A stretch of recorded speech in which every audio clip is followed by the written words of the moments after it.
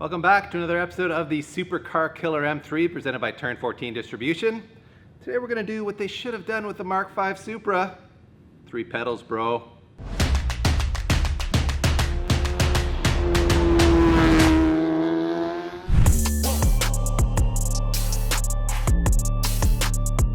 All kidding aside, Pete and I were actually kind of keen on that SMG system and trying to work with it, see what kind of performance we could get out of it, see what it was like living with as a street car slash track car. But when we decided to go 2J, we realized it was going to get more complicated. Those pumps are prone to failure, and controlling it with a standalone ECU would have presented some challenges too. So we've decided to be much more simpler and frankly maybe more enjoyable and more robust to go to a proper 6-speed 3-pedal setup. So this is out of you found this on Kijiji out of a salvage car or a part out car. So obviously we got our clutch and brake pedal, which has the factory mounts and all this. So we'll show you this going in the car momentarily. But first, we're going to take a closer look at how to convert the tunnel to 6-speed, because there is some work to do under there. Because this car was an SMG, that means it doesn't have a provision here for a manual shifter, a shifter rod. So what we're gonna do here is actually get rid of this plate. So we are gonna go up top here, remove the, I think, spot welds on here, and hopefully this whole piece will come out. And I can't wait to show you what we've got for a shifter solution.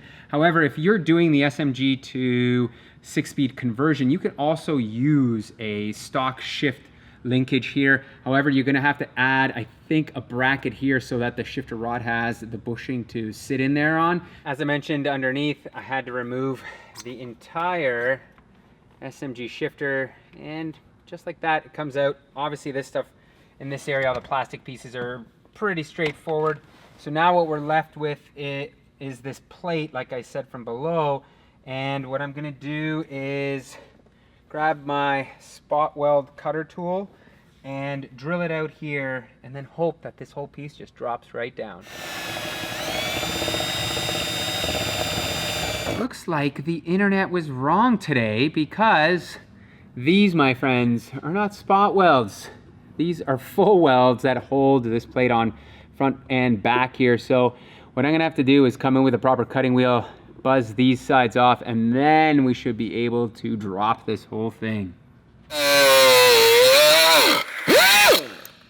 All right, guys, that was a bit of a chore, but I think I've broken through here.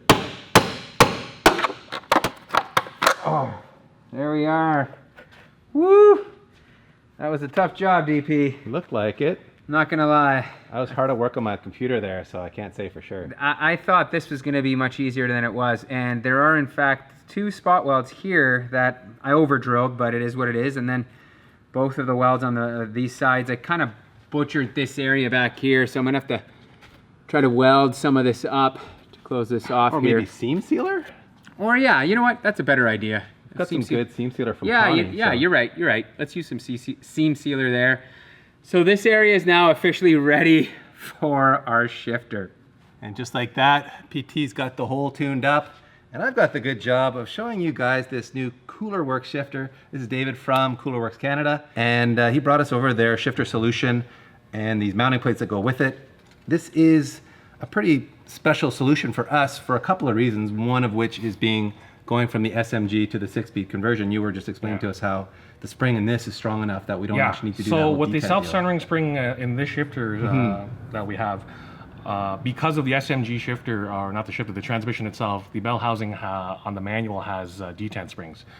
When you convert to a manual from the SMG bell housing actually doesn't have detent springs, so a lot of people will send their bell housing out to get it machined to get the detent springs. We were going to do that. Yeah, we were planning to. So another solution or another option, instead of getting that done, because apparently it's pretty hard to get one of those bell housings, a manual bell housing, and then to get it we couldn't find one. Yeah, to get an SMG bell housing sent out is a lot more money. These come with a self-centering spring. That way you don't have to get detent springs, and this will actually become your new detent springs. It's pretty awesome. And you were saying you have a customer who's used it in that application and, yes, and is very happy with it. So we're going to try that out. Skip this whole detent step and see if we're happy with the way it feels. And you're also explaining to us how that spring gives you the advantage of really reducing the possibility of a money shift more or less, yeah, exactly. Right? So because the centering spring, once it's set up, always wants to pull it back in the center when not in gear. When you do an upshift, let's say from second to third, all you do is push forward. And then when you do a downshift from 5 to 4th, all you do is pull, in a linear motion backwards.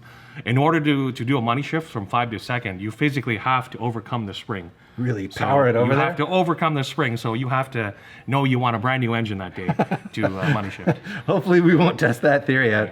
And it obviously relocates the shifter in a more yes. a So racier position. So now the distance between the steering wheel and your wheel, instead of 10 and 2 or whatever it is down here to down at the bottom, it's more more in a side to side motion. That way, your time between your wheel and shifter is a lot shorter. And I'm assuming it's going to give you a nice positive feel too. Oh, very positive feel. It'll click. You'll know it's in gear. So there's like a snickety snick sound. Yes, there definitely is. In fact, Moose put one of these in his E46 M3, and I've been for a drive in it, and it is snickety. Yeah. It's like a rifle, bolt action. Bolt action. Yeah, bolt akin action. to a bolt action. Yeah, it's a pretty cool sound. So I'm stoked to make those noises with this to go along with those choo-choo noises of the 2JZ. And the kit comes complete with these mounting plates. Yeah, so these are specific to the cars. So E36s will have them, E46s will have them, E90, E80 series will have them as well. And you make them for a whole bunch of other applications. Like Yeah, you make we have an FRS one. We right? have well, the FRS is a prototype. Okay. And then we have them for Hyundai Genesis, Genesai, however you want to Those say things it. need help with shifting badly. We have ones for Evos, up to cool. Evo 9s. Okay. And what else? 350Z. 350Zs. we Yeah, I have like those. that. I was looking at that one. Some Volkswagen Auto Group products. I don't want to say that Don't word. say the but acronym, it's everyone. Volkswagen Auto Group. So there's Audi, VW, things like that too. But yeah. Cool. So what's the process for installing it then? Where do we start on this? So for these ones, you got to make sure. Well, you got to take the center console out for your car. I'm pretty sure it's out. We already did that. Your tranny's out already too, Yeah. so that's even easier. Yeah. So all we got to do right now, because the tranny's out, we have all this extra space. Yeah. So we just put the mounting pad. We sandwich the transmission tunnel. Yeah. And then we mount the shifter from the top. Let's get to it. You weren't lying about that centering spring being strong. That is powerful. I can see why we won't need any detents, and I can just imagine banging gears here. I want it to be sequential. Like a supercar, DP. Look at that thing. Straight cut gears. Someday we'll hook this up to a sequential. In any case, that is bolted in position, and we were just talking about how to fit the rest of the trim in here, and it looks like there'll be a little bit of trimming down in this area here, and that'll just fit into place, and we'll be able to fit a boot over it if we want to. And then this will require a bit of trimming. So this little, too. your little cubby, as I call it, will require some trimming. So with these, with the shifter, you'll lose the actual function of this compartment. The reason being is because you have to trim out the backside here in order to clear the actual mechanism of the shifter. But once it's trimmed out, you can obviously close it, and if you leave it closed, it'll just look like that for the remainder of the time. It'll look factory fresh. And I should also mention that we've got different shift knob options. In fact, why don't we run a poll, PT, and let the people tell us what they like best. I kind of like the blue to match the cable, although you can get the cable in different colors too. Yeah, we can get the cables in different colors. For example, DP, I'm putting in a red steering wheel, remember? Oh, so we need the red cable and the black or the gray knob in that case. But if you want to mess with PT's aesthetic, please everyone vote for the blue shift knob and the blue cable. No. We'll give you that option. I actually really like the gray, but I must admit the black with a black or red cable would be a pretty clean look, wouldn't it? Now it is time to install our third pedal here, and I'm looking at it right now. The good thing is we may just be able to swap over just the clutch pedal. I haven't looked underneath. I haven't taken anything apart here, but the brake pedal looks like the manual one. So that might be an upside. We might not have to take that whole assembly piece out because I'm a little nervous. It's very tight down here. It's going to be hard for you guys to see what we're doing, but we're going to do our best to show you.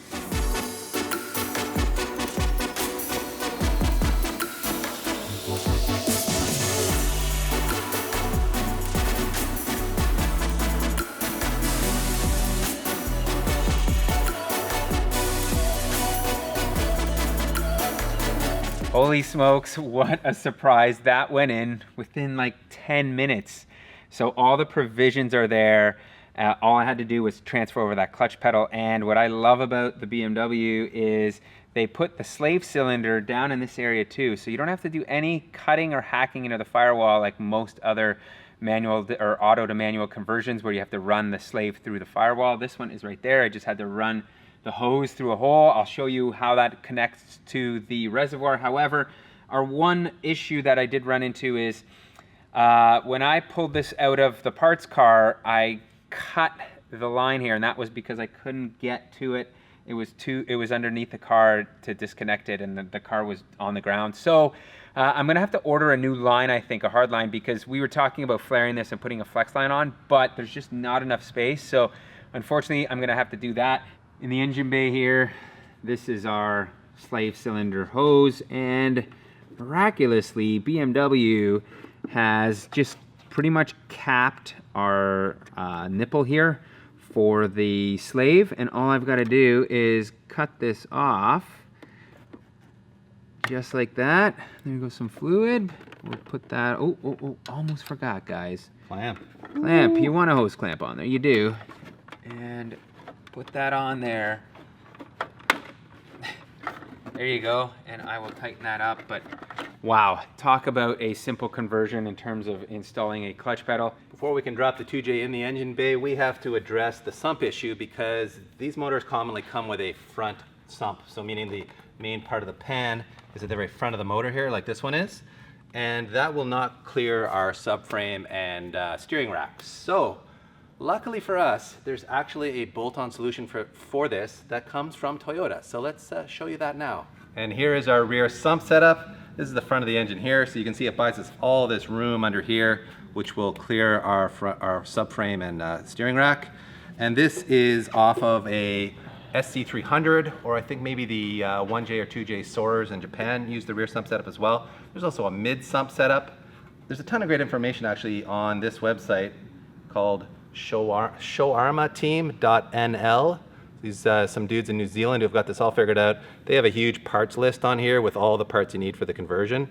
So I know Pete spent some time on there figuring out what we needed. Yeah, because we're missing a bunch of stuff like the pickup, the baffle. You've ordered that now? I have, yeah. You can actually buy that stuff from Toyota, so that's a nice thing. I just look those parts up and order them online. Beauty. So you did find this upper aluminum pan section. Yeah, this all came from fans from IG. Oh, wow. You posted on IG that you Yeah, need these parts? yeah. That's great. So we've got the upper aluminum section, the steel pan sump underneath.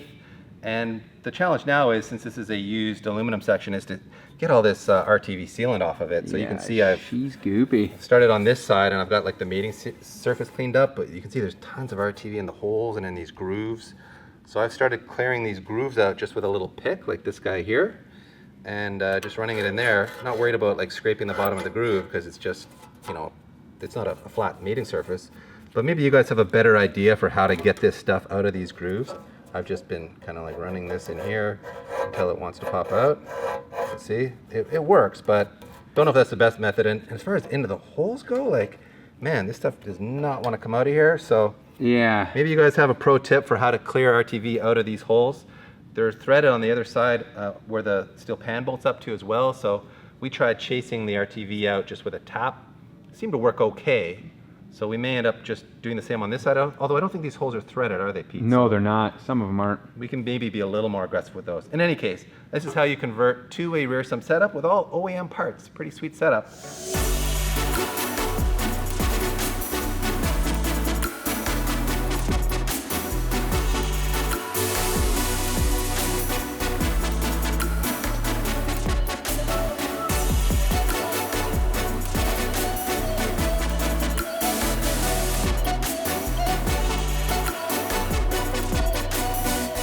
Well, now that we got this looking all squeaky clean and we're ready to pull the front sump off of the 2J here, we've noticed a couple problems with this. And that is, first of all, it's got 3 broken studs in it, which we would have to drill out. There's one there, another one here, another one here.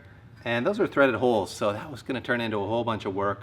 Might have to helicoil them afterwards. And maybe more importantly, I don't know how we missed this when we were cleaning it up, but we have a big chunk of this flange missing here. Yikes. That's not ideal, because it means we're sealing the oil sump to this with this tiny bit of surface area here. So, I mean, if this is the drift car, we might just say send it, but because this car is going supercar hunting, we want to do it right. So I think we're just going to use this for mock-up right now while we wait for the pickup and the other parts that we need to complete this rear sump setup. And then we'll order maybe a new one, or Pete will go hunting for a used one in better condition than this one. And that way we don't have to get into helicoiling and constantly worrying about an oil leak. Yeah, like you could try to weld that up, but it's not worth it. Yeah, and you might They're not like crazy expensive, exactly. So man, it's just stress. So I think we'll order a new one or find a good condition used one, and that'll go in final assembly, if you want to call it that. So let's pop this front sump off here, bolt this sucker up, and show you what the rear sump's going to look like.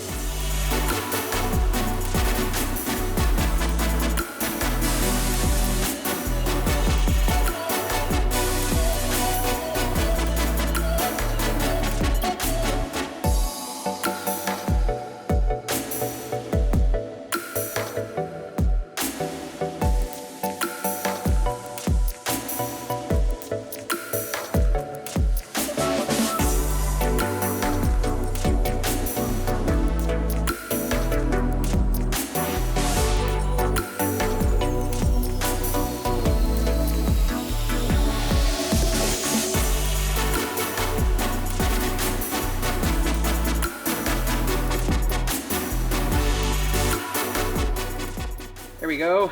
Our rear sump is on. Obviously mocked up, so we didn't put all the bolts in, but it's looking mighty fine. I think it is now time to test fit this thing in there and see what we're working with. So I had to remove a couple things, including the whole engine harness off that 2J. We're gonna be replacing this with a custom one. And dropping it in the hole was pretty simple. However, we did take the lower oil pan off because we couldn't clear the subframe to like drop it in here.